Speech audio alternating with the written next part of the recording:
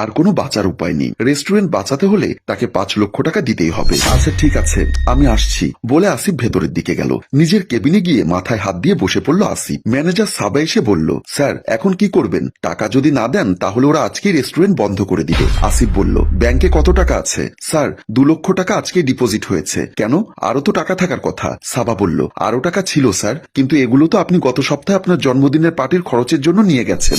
আসিফ মাথায় হাত দিয়ে বসে বলল, সাবা আমার পার্টনাররা যদি জানতে পারে এখানে 5 লক্ষ টাকা জরিমানা দিতে হচ্ছে, তাহলে আমার ইনভেস্টের 5 লক্ষ টাকা মাইনাস করে আমাকে ব্যবসা থেকে লাথি মেরে বের করে দিবে। আর ওরা যদি এটা জানতে পারে তাহলে রেস্টুরেন্টের সব হিসাব নিকাশ চেক করবে, তখন আরো টাকা পয়সা হিসাবে কম পাবে। উফ, আমি কি করব বুঝতে পারছি না। সাবা মনে মনে বলল, সব টাকা এতদিন নিয়ে নিয়ে ভেঙে খেয়েছেন, কোনো কিছু তোয়াক্কা করেননি, এবার বোঝেন ঠেলা। তুমি যাও ওদের সাথে কথা বলো, আমি ব্যাংক থেকে টাকাগুলো তুলে নিয়ে আসি।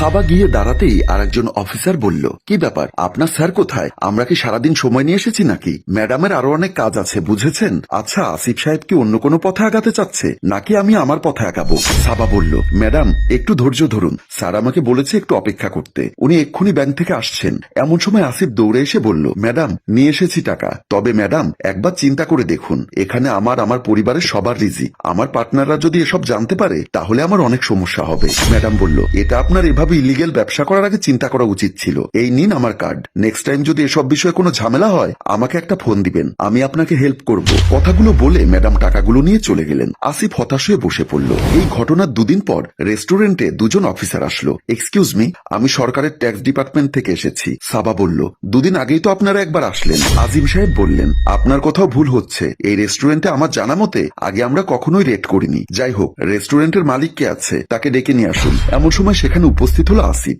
কি ব্যাপার, আপনারা কারা? আজম সাহেব বললেন, আমি ট্যাক্স ডিপার্টমেন্ট থেকে আসছি, আমার নাম আজিম উদ্দিন, আমি এই রেস্টুরেন্টের একজন পার্টনার আসিফ। আপনি আজকে আবার কেন আসছেন? 2 দিন আগেই তো ইলা ম্যাডাম এসেছিলেন, ওনার সাথে কথা বলেন। সরি, ইলা ম্যাডাম আমাদের ডিপার্টমেন্টে এই নামে কেউ আছে বলে আমার মনে পড়ছে না, তাছাড়া রেকর্ড বলছে আপনাদের রেস্টুরেন্টে কখনো আমরা আসিনি। আসিফ উত্তেজিত হয়ে বলল, পাগল হয়েছেন আপনি? 2 দিন আগে আমি এতগুলো টাকা দিলাম, এখন বলছেন আপনারা আসেননি? ফাজলামো পেয়েছেন? 2 দিন পর পর আসবেন, টাকা নিয়ে যাবেন। আজিম সাহেব একটু কড়া কণ্ঠে বললেন, আপনার কাছে ওনার কোনো কিছু আছে? জি অবশ্যই আমার কাছে ওনার কার্ড আছে, দেখি ফোন দিন, আমি ওদিকে বসি। আজিম সাহেব ভেতরে চলে গেলেন। আসিফ আজিম সাহেবের সামনে ওই কার্ড থেকে নাম্বার বের করে বেশ কয়েকবার ফোন দিলেও নাম্বারটি ভুল বলা হচ্ছে। আজিম সাহেব হাসতে হাসতে বললেন, মিস্টার আসিফ শান্ত হন, আমি আপনাকে বলছি কি হয়েছে। আসলে আমাদের ডিপার্টমেন্টে ইলা বলে কোনো মহিলা অফিসার নেই, সব থেকে বড় কথা শুধুমাত্র 4 জন মহিলা অফিসার আছেন, যাদের সবাইকে আমি খুব ভালো করে চিনি। কিন্তু ওরা যে আসলো আমার কাছ থেকে টাকা নিয়ে গেল। আজিম সাহেব আবার হাসতে হাসতে বললেন,